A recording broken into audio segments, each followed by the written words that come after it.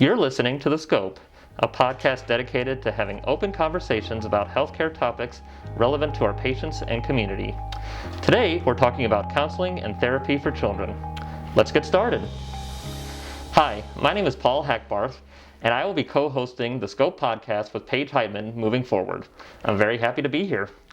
Today, our guest is Dr. Forrest Rackham. He's a clinical psychologist with the Phelps Health Medical Group. Welcome back to the show. Well, thank you very much. I'm excited about being here. Yeah, that's great. So I'm excited that you're actually on my first podcast. So this is I think you're a great guest. So good deal. So Dr. Rackham, you've actually been on our podcast before, but for those watching and listening, why don't you tell us a little bit about yourself? So. Well, I'm a clinical psychologist working in 3 clinics, and one of them is the pediatric clinic. The other one is the family practice clinic up in St. James, and the other one is the behavioral health clinic in Rolla. And enjoying it immensely, and excited about continuing to work with the patients and helping them out wherever I can. Awesome. Yeah, that's great. So it's great that you're able to see so many patients at different locations. Yeah. So you've also worked here for a while now. Can you talk a little about why you continue to work here? What makes Phelps Health such a great place to work? I think that Phelps Health is very well at being team-based care. They're integrative in that they're willing to see what they can do to make improvements in the future. I believe that they do have a mission of continual improvement. And so with that improvement in mind, I think that that's something that always we can look at. We might say, don't fix what is broke, but in many regards we can also make what already works, make it better. Yeah, no, I definitely agree. I think that was well said. So, alrighty. So, well, how about we get into the topic today? As we said, we're discussing counseling and therapy for children. Why don't we start off with just a brief overview? What is counseling and therapy, and what types of concerns do maybe therapists, counselors, psychologists such as yourself? What kind of how do you help people in general? So, helping people in general, I often am looking for places in which we can help them feel more empowered. We look for their strengths. We look for ways in which we can help them make movement in the areas that they're struggling, so that as we identify their strengths and their areas of struggle, we can help them continue to make improvements so that we can borrow from their strengths to improve those areas. And we're looking for things that are goal directed, so that it's something that they can almost walk out the door that day looking forward to. This is a change I can make now, and even if it's in a small degree, that way they can feel empowered to make some of that change. Yeah, that's great. So I like what you said about just making a small change, because maybe sometimes people might go to a therapy session and maybe feel overwhelmed, but it's great to know that maybe it's just, like you said, it's these small changes that probably add up to make a big difference. So they do. That's awesome. So it's also, I like also what you said about focusing on people's strengths, because I think some people might have concerns about they're just focusing on their weaknesses, but it's great to show that their strengths can actually help them continue with, or help them with their struggles. They can, especially since when they come into therapy, they often have thought about their problems a lot, and so it's not helpful for us as therapists to continue to help them think about their problems. Instead, it's more helpful for us to be aware of what the problems are that brought them here, and then help them identify what's continuing that problem, what helps to sustain that problem, and then identifying ways in which we can help them kind of be a little bit more flexible in their approach with that problem, so they can try new things out, so that then we start focusing on the solution rather than the problem. Yeah, I love that. So that's well said. Okay. So specifically, let's get into kids and teens. Why? What are maybe some examples? Why do kids and teens need therapy or counseling? So what are some reasons that a kid or a teenager would go see a therapist? Oftentimes, so it's almost like we have to treat them as 2 separate groups. So for children, oftentimes it's we see a lot of kids for ADHD. We see a lot of kids for behavioral problems. So acting out, being aggressive, and or having difficulty expressing their emotions appropriately. There are other things that people will come to see us for example, potty training, bedtime difficulties. Some of the other things might be helping them learn how to communicate appropriately with their classmates, with their mom or dad, or any way. Oftentimes when we're working with children, we're also working with parents. So it's almost like you're treating the whole family as a system, but you're helping the parents help them identify ways in which they can help the child in the home make those improvements. Because if I work with a child by himself or herself, oftentimes it's not going to go as far. But if I can enlist the help of the parents, I can help them start making some of those changes inside the home, in addition to the things that I'm working on with them. So it's a lot of parent work, and I enlist them as co-therapists, if you want to think about it in that regard. And then for adolescents, that other group, these are kids that are starting to become more efficient in their thought process. They're starting to become more abstract in their thought process and how they think about the world. And so because of that, they also are seeking for more independence. And as such, we often will start to see the teenager by themselves, and we'll also help enlist the help of the parents to make some changes in the home as well, because we can't do it without that. And so teenagers will come in for us at that point, a lot of times for anxiety, for depression. I did have a few patients come in for needle phobia, so they're worried about getting shots. And so we worked on some of those things. And also ADHD, even as a teenager, helping them find ways in which they can focus better and identify resources to help them get better in that regard. And so yeah, that's generally what kind of things they come in for and how we treat both of those groups. Okay, that's great. Yeah. Another topic I was thinking of: do you see a lot of kids or maybe adolescents for bullying or cyberbullying too? Is that another issue that sometimes they'll go to see a therapist for? So generally, we ask kids about bullying, or if they pick on other kids, or if they get picked on themselves. Almost in every screening when we do bring in kids and provide therapy for them, because it is a problem in general. And so we do provide that treatment for it, but it's not specific. So there have been a few times that I've worked with kids on bullying and helped them identify ways in which they can get more of what they want and get protected, but also ways in which they can communicate differently to people. The other aspect is that with bullying, it's a give and take. So we have kids that get bullied, but sometimes the kids do. Not that I'm blaming the person, but what I'm saying is that they unintentionally draw that attention to themselves. Sometimes with their retort back toward another person, which then fires the other person up to bully them more. So that happens, and our job then is to help them find ways in which they can choose to ignore, seek the help of parents, find ways in which they can communicate differently so it can offset the attention, so they don't get as much attention in that regard.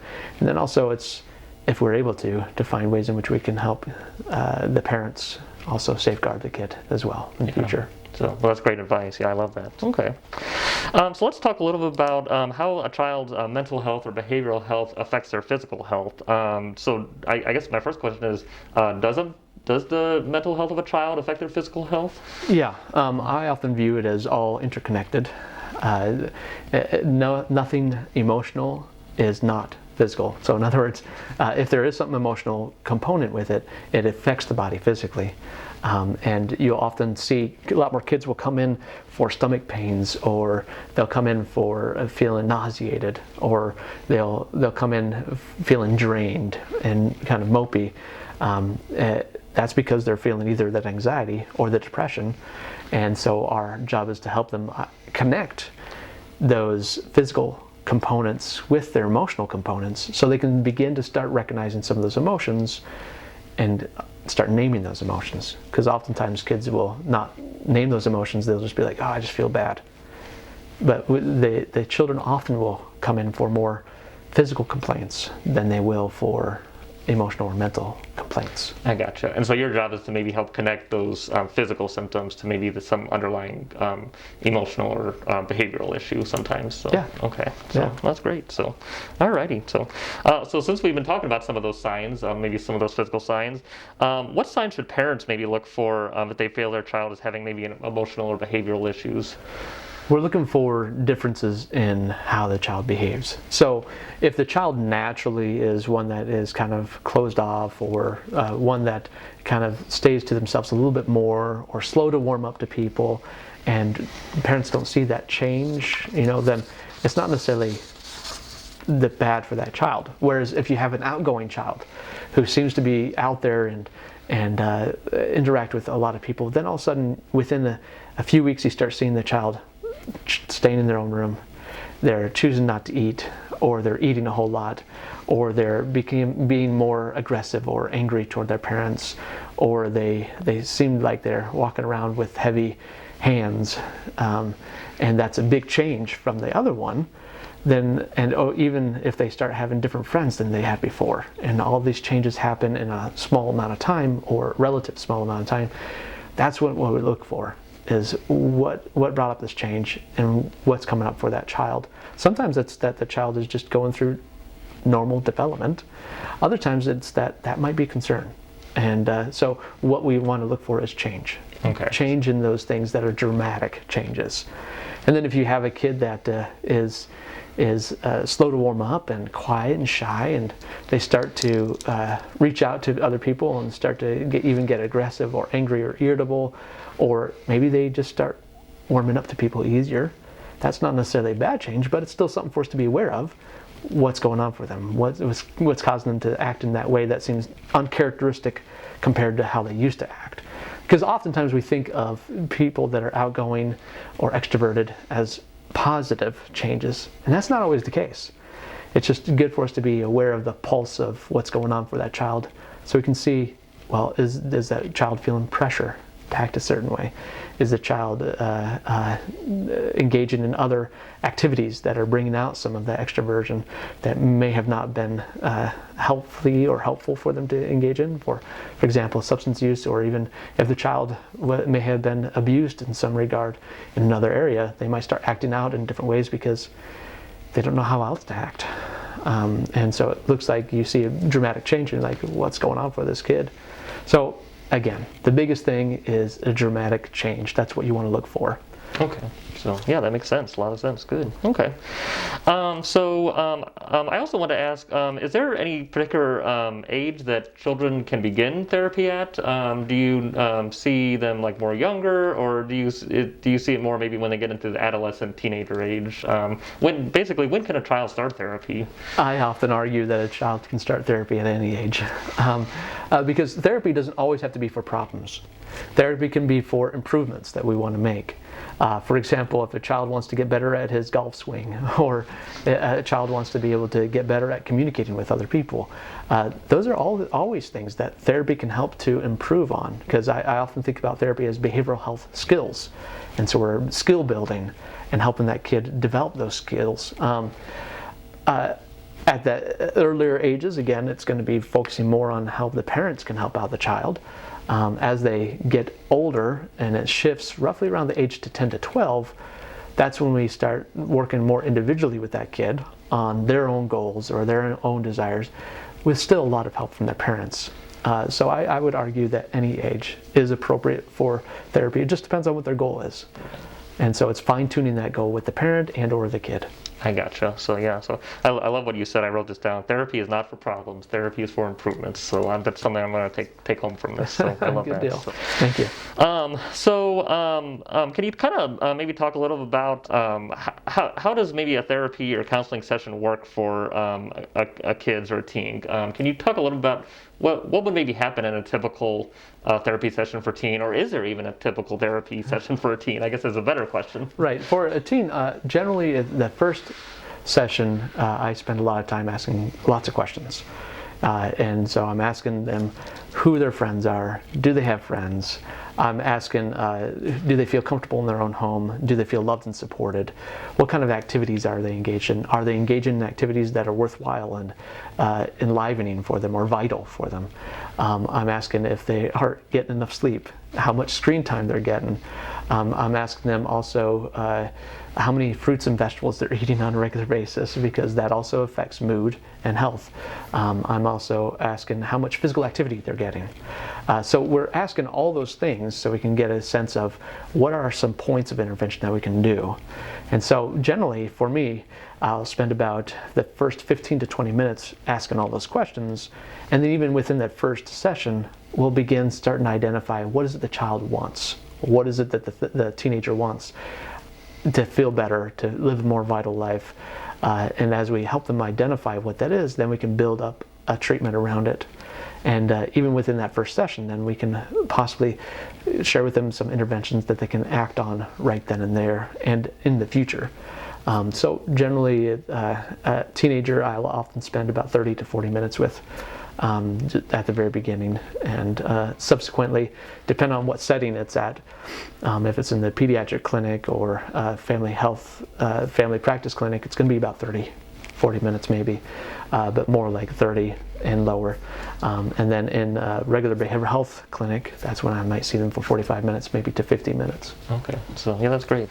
I want to touch on a point you were kind of making about, this is another question I have, is that are the parents involved in these therapy or counseling sessions with their kids? Are they in there for part of it or all of it or none of it? How does that work? So for me, it depends. But largely, my general practice is to have the parents involved. So I will have them in the room so that I can ask them questions, but I'm generating it more toward the teenager or the kid. And then I'm asking parents to fill in any gaps that there may need to be filled in. Because I want the kid to feel empowered, but I also want the family and the parents to feel empowered to help out the kid as they make those improvements. And so a lot of times I'll visit with the parents and the kid. There are times in which I may say, okay, today it looks like we're going to work on some skill building just with the kid, so I'm just going to visit with the teenager on their own. Now, if there's a problem between like the parent and the child, oftentimes I'll work more with the child on their own, but helping them build up to the point where they might be able to interact with their parents differently. And also, I do visit with the parents at different times just to talk about what are some parenting skills that they can do to engender a safe environment, to make it so that the child can feel more comfortable leaning upon their parent. And because I really believe in helping to strengthen that parent-child bond as much as possible. If that's not possible, then I'll continue just working with the child, but more and more I try to treat them as a unit that can be strengthened as a whole. That's not always going to be the case.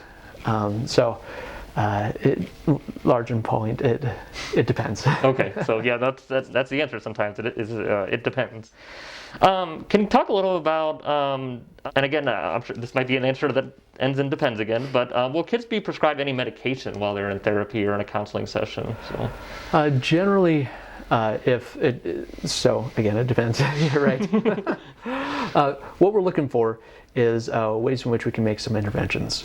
So if the intervention is that they need some medicine to help them get jump started, we'll go there. But oftentimes we look for measures to help inform some of that practice. So I'll often give people some measures to get at what level of depression they might be at, so that then if they have any more higher level, then we might say it's time to start the medicine. If it's a lower level, that's part where it depends. It's like it could help, but also behavioral health changes could help. And so we don't always know what's going to help out the best. I tend to lean in toward more of the behavioral health changes. And then once it gets to more severe levels, that's when I advocate for more medicine and behavioral health changes at the same time. Okay, yeah, so I kind of compare it when you go see your primary care doctor for physical health. I mean, there's lifestyle changes that you can make, but in some cases those lifestyle changes maybe need some additional medication to help with those issues and things like that. So I guess it's sort of the same with behavioral health. So to just sort of wrap up, can you kind of talk about how can, if parents out there are maybe interested in learning more about maybe counseling for their children or teenagers, where can they go and get more information about that, or how can they maybe set up a counseling or therapy appointment for their kid if they feel they need one? So so resources that are out there, if they have ADHD, often I'll encourage parents to look at How to ADHD YouTube channel. so they can get more information about what ADHD looks like. Or I might encourage them to go to CHADD, which is CHADD, to help them out with some of those resources, because psychoeducation is one of the best components for that. For other things, in terms of if they want to get more resources for children or teenagers, I encourage parents to start looking into what we refer to as the DNA-V model. And DNA-V is an acceptance and commitment therapy model for teenagers and for children. That way they can kind of get a sense of like, what would an ACT or an acceptance commitment therapist, what would they be focusing on to help their child out? And it can also help parents develop some of those skills to think about emotions differently, thoughts differently, and committed action differently, so that the kid can engage in that. Other things that I might encourage parents to look at if they're wanting some additional help would be the Kasdan method for parenting, or sometimes the Everyday Parenting, the ABCs of Child Rearing, which is a video series that you can get off of the Coursera app. And that one provides a lot of skills to help parents be awesome parents and to help their children out to be awesome children. And oftentimes I'll encourage parents to go to that video series, because it's one of the better video series to help them out, and especially if they don't have a lot of time to read, it's nuggets of information to help them make improvements. Those are the base of where I would go for with a lot of people.